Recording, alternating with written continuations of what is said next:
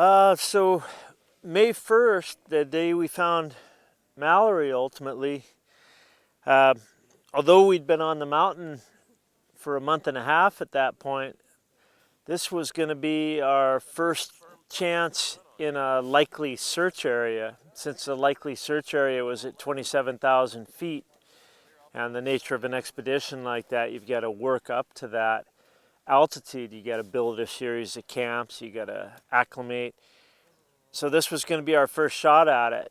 And so myself and the 4 others that were involved in the search that day left what we called Camp 5. Our Camp 5 was at 25,700 feet on the North Ridge.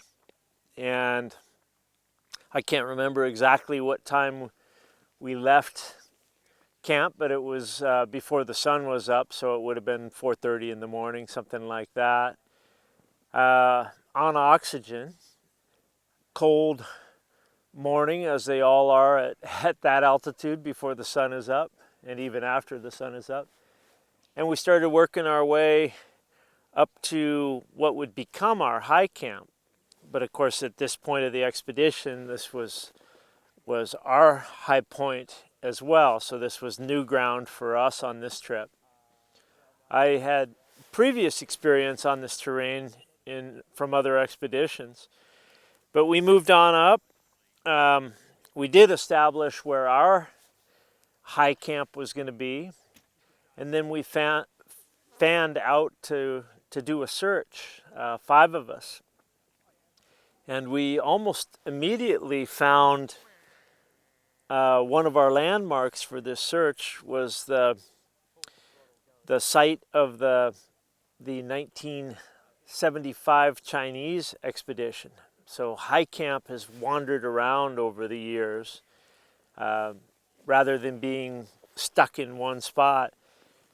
And so the Chinese 75 high camp was actually a little bit higher and a little bit to one side of the modern high camp. That's significant because it put the search zone, if you were looking for Old English dead, as supposedly a body was seen by one of the members of that 75 Chinese expedition within 20 minutes of that Chinese high camp. So that was a logical starting point. But then the 5 of us fanned out on the north face of Everest, and it's tough sitting here on a nice flat place. You know, you'd describe a search, and you could assume that you'd cut something up into grids and walk about at your leisure and explore every little corner of that grid. But of course, yeah, this is the north face of Everest at 27,000 feet. It's pretty hard. It's not human nature to leave the security of the known climbing route and the fixed rope that you'd put on that route. This involves unclipping from rope, not having anything to hold on to, and going out exploring. In essence, you've already found the weakness. The safest way would be the route, and the least safe would be exploring around out on this series of ledges and cliff bands and faces dropping off thousands of feet below you to the central Rongbuk Glacier. But yeah, the 5 of us started looking around to see what we could find. And I still think of it, we each were pursuing in our own heads what, our ideas of how somebody might have finished up on Mount Everest. And I felt like I was looking for somebody who had maybe gotten exhausted, could go no further, maybe crawled into a nook or a cranny in the rock for protection. And Conrad Anker, who found George Mallory, wasn't restricted that way. He, I assume, was looking for somebody who had been in the process of climbing and had taken a fall. And that's exactly what he found. Not very long into the search, we'd probably only been searching, I can't recall exactly anymore, but I think we'd only been searching an hour and a half when Conrad made this discovery. How did he let you guys know? Was it a big shout? Was it? We had discussed in the days before this that we would do a code on the radio. We knew we were a prominent expedition. We'd gone into this expedition with these very public goals, to which a lot of people had replied, baloney, you guys, you don't have all these goals, you just want somebody else to pay for your climbing trip. So there was some skepticism, but as I say, we were high profile. People were inclined to listen to what we were doing, and we didn't really want to broadcast to the world each step of our process. So we'd come up with a code in the days before it, and in the end we said, well, that's ridiculous. We don't need a code. We can use plain English, just not all of it. And so when you heard that code from well, so he didn't actually use the code, but he called us together on the radio. But again, the nature of climbing around at 27,000 feet, you got a gigantic down suit, you got these big boots on, you're wearing goggles, you're wearing an oxygen mask. It's tough to hear anyway. Most of us had turned our radios down because we were getting a bunch of interference that day. So my first clue that something was going on, we were keeping track of each other, so that just the way you do these things. And I could see Andy Politz moving, with a sense of purpose down to where Conrad was, and then I could see the other guys, and then I pulled out my radio and heard Conrad saying, group meeting, mandatory group meeting. So that was pretty obvious that he'd made a find. I climbed down from where I was looking. I was the last of the 5 of us to get there.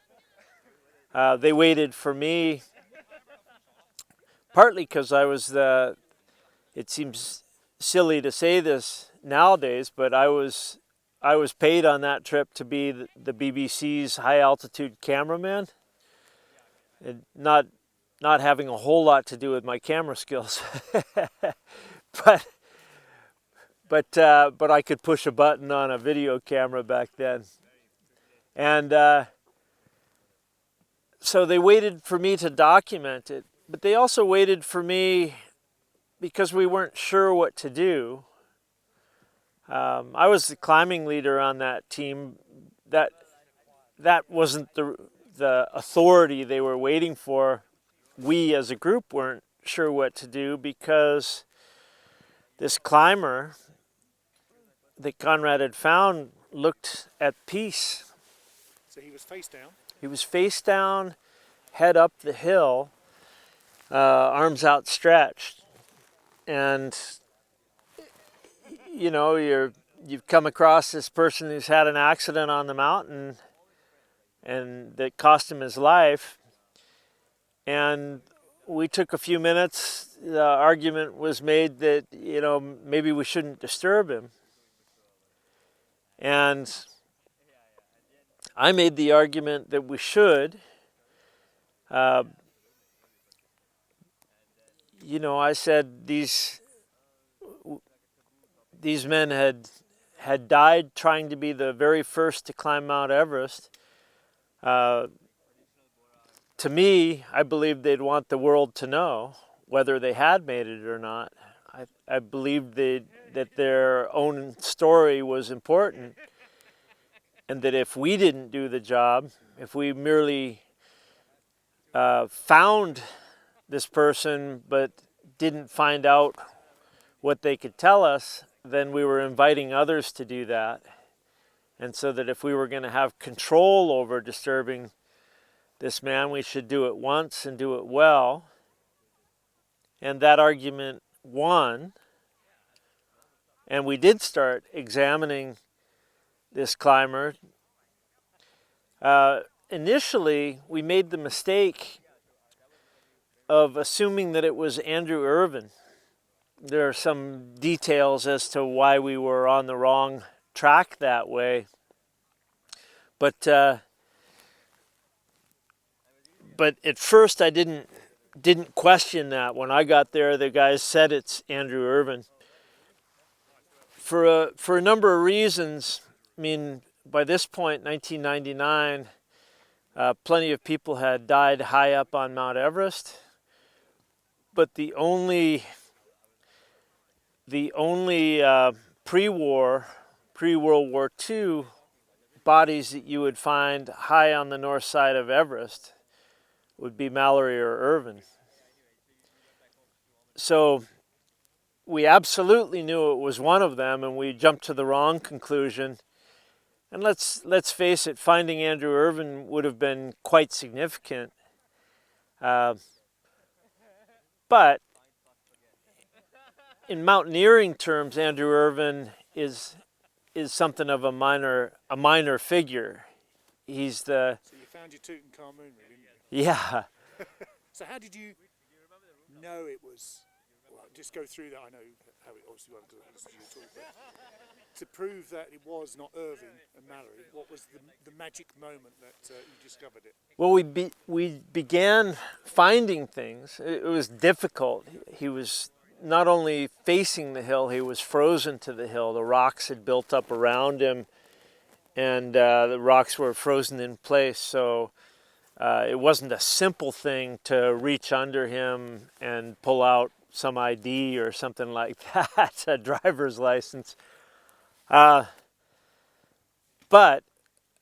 significantly, one of my partners, Jake Norton, found a clothing label at the neck, and said, "Hey, I found a clothing label here." And I asked Jake, I said, "Hey, hold on a second, let me get ready with my camera," thinking it would be interesting to know where this man got his shirts in the 1920s. And I did think that would be interesting. And Jake must have thought the same, because he waited for me and I got the camera already. And he flipped the clothing label over and said, "Hey, this says George Mallory." And, you know, I was looking at it through the rangefinder and the camera, and I said, "Oh my God, oh my God, oh my God." And yeah, it was a absolutely stunning moment for Jake, for me, for the five of us. George Mallory was this mythical figure to us, still is, and the thought of meeting him on this mountainside, you know, as I say, we were aware of this climbing history on Everest. We had set out to highlight it, but I think, you know, coming in essence face to face with George Mallory was beyond our wildest dreams. So once you discovered him, you buried him?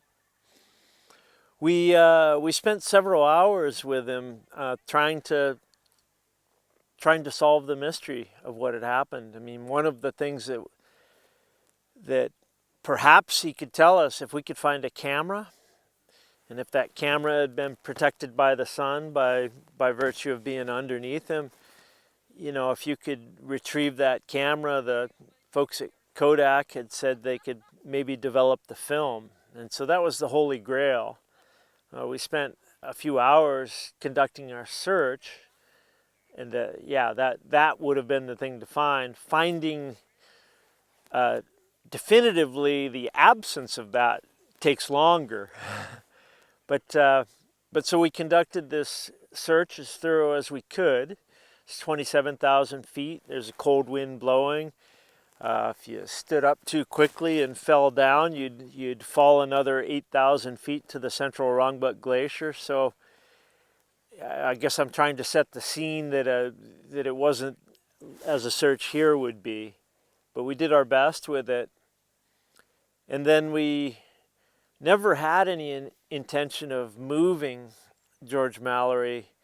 You know, some people would probably say, oh, what a terrible place for somebody to end up on this cold, lonely mountainside.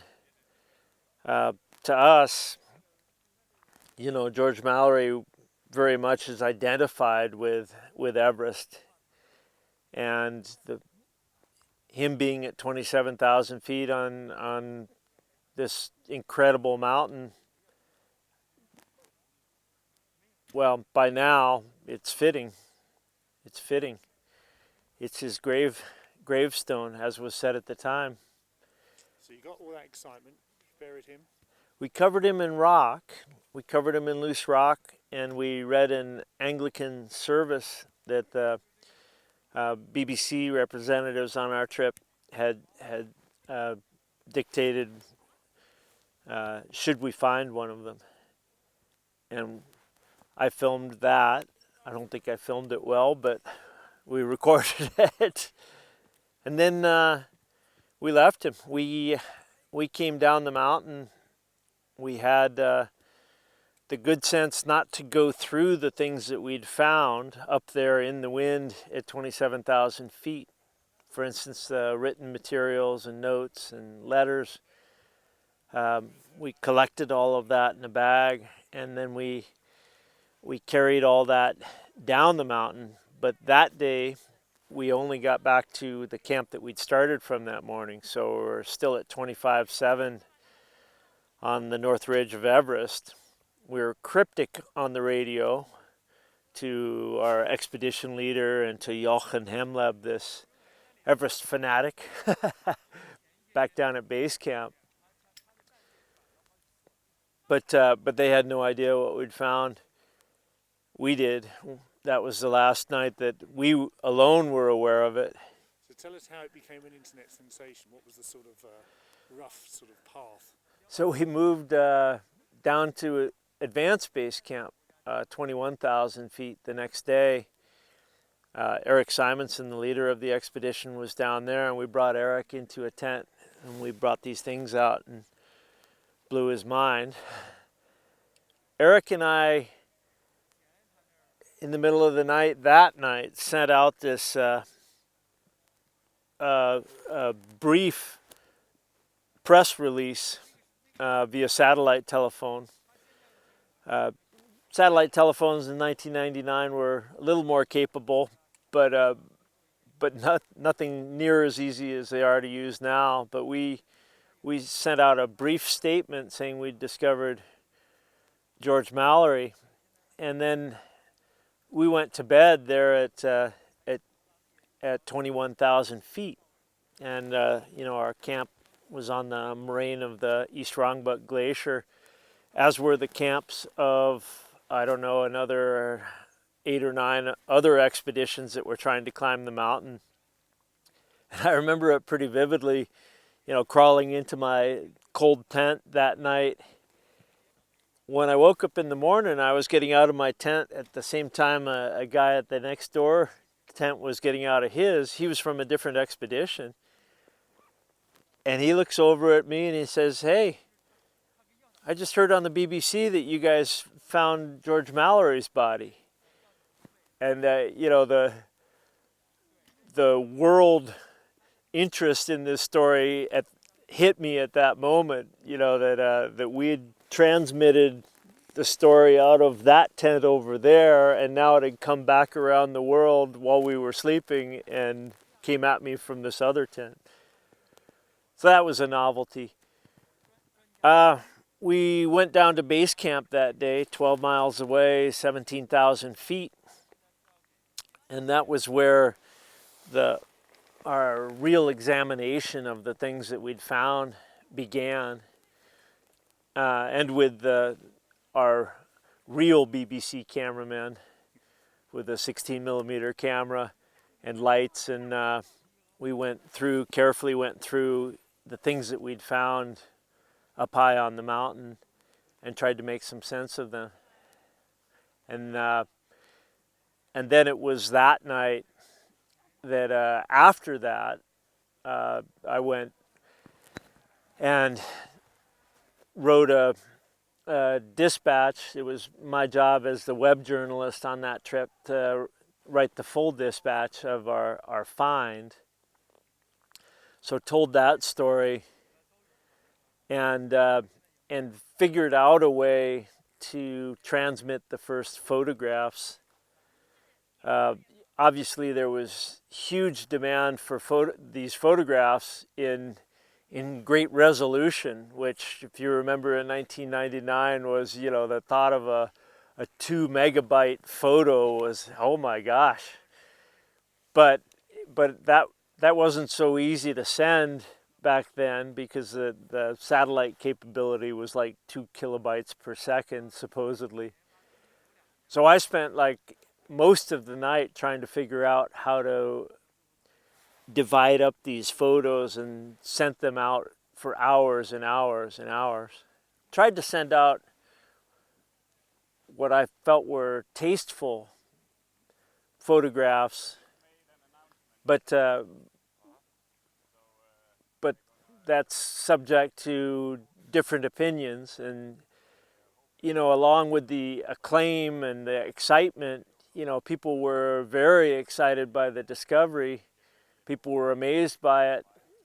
Others flatly denied that we had made that discovery, so pictures were part of it. And then, to be honest, there was criticism. Some people said we were grave robbers. Some people said that we had violated this man, our hero, and violated him by publishing photos of him. It's a difficult one, isn't it? I mean, as you say, you're never going to please everybody, but 20 years later, how do you feel about it all? I mean, obviously, it was quite a sensational part of your life, really. Yeah. Because I guess you grew up, and he was a hero of yours, to finally discover and put not all the jigsaw together, but a large part of it. I think we were naive. To us, he was a historical figure. His children were still alive. So, all these years later, I still think we did him honor that he deserved. And I'm very gratified to see how, in the years since, how the public is still fascinated with George Mallory and his story and that mystery of whether he and Andrew Irvin stood on top of Mount Everest in 1924. The mountain wasn't successfully climbed until 1953 on the other side. Be nice to know that one day, wouldn't it? Oh, of course it would. Yeah, well, that's the thing. The more we learn about Mallory and Irvin, we learned a lot in 1999, but the more you learn, the more you want to know everything. You want to know what they said to each other. You want to know what they were thinking. You want to have been there with the 1924 Mount Everest expedition, because what a thing. Going where nobody had gone before, going where most people didn't think it was even possible to go. So that's half the fascination with it, is that they were that bold. They were so bold. And I look at it now, I had misconceptions about them going into it. I thought in 1999, I'm a professional mountain guide and professional mountaineer. I thought, well, these guys in 1924, they couldn't have been worth all that much. George Mallory was a school teacher who climbed on holiday. How good could he have been? We must be so much stronger than them, so much better in every way as professional mountaineers. So I think going into it, I assumed that they hadn't climbed the mountain and that they probably weren't capable of it. And definitely after looking into it on 3 different expeditions, realizing, oh, they weren't on our modern route because they didn't know about our modern route. What they were climbing was harder in about 10 different ways. And, you know, looking at the terrain that they climbed, looking at it in the gear that they climbed it in, the clothing and equipment available to them, I fully changed my view. And to be honest, when we were there with George Mallory, we saw him. And I wrote about this at the time, you know, and I saw those arms, saw those shoulders. I knew immediately I'd underestimated him. This guy, he was a climber. 75 years after he died, you could see the strength. You could see the musculature. This guy was a force to be reckoned with. He was a climber and far more bold and skilled than I was. Yeah. So I'm among those who don't think they made it up, but now I believe he was fully capable of making it up.